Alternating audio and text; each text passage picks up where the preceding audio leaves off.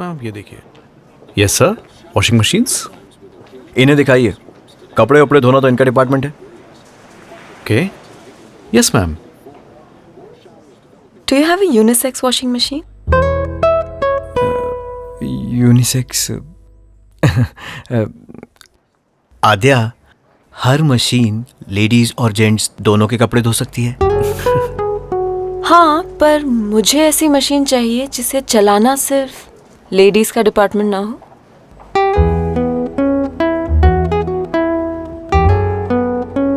So ma'am, आप sir को दिखाइए Lloyd washing machines with UV-Tron technology, inverter technology, an easy swipe touch panel and यानी washing इतनी easy कि sir भी कपड़े धो सकते हैं।